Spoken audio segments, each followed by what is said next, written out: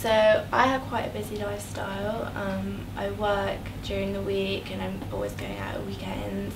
What's the best way to keep fit and keep healthy in summer and still have that healthy balance?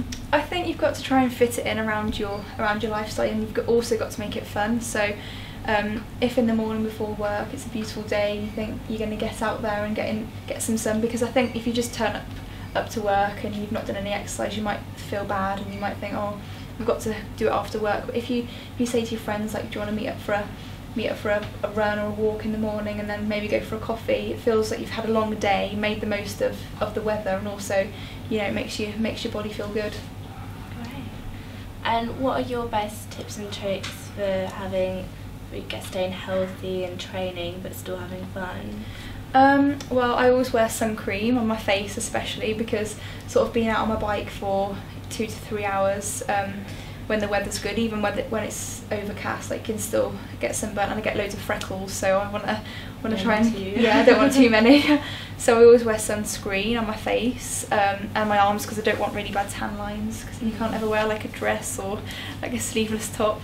And I think keeping hydrated as well is also really important. Sort of when you don't feel like you're sweating, you still are like perspiring, so it's really important to keep hydrated, whether it's water, electrolytes, or coconut water is also really good.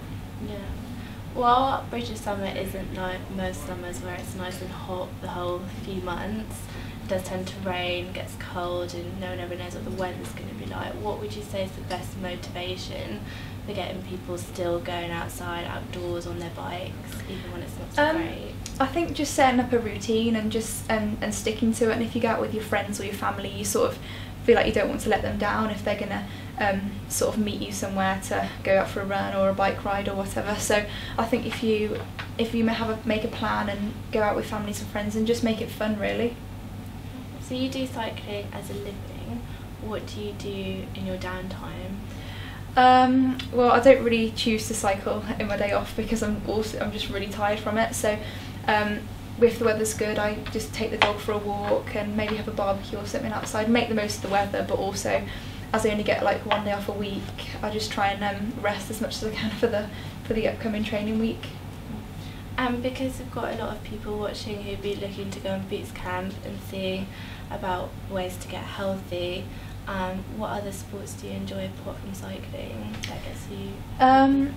Well, at the moment, because obviously with training you have to just go, you know, I'm only allowed to really do cycling, and I have to do a lot in the gym, but I've also just started to do Pilates, which is really good, and I think it's really good for just everyone, really. I think it'd be whether you're an athlete or whether, I know somebody at my Pilates school who's like 80 and she's still going, so I think it's good for anyone, and you can go with your friends or you can do it on your own. And cycling's great. I think it's one of those sports where it's not just something you can do inside in the gym, you can go outside and it's all weathers, whether it's like mountain cycling, inside on the track, or... There's so many like different parts of cycling you can do, and different disciplines you can try, so whichever one suits you, really.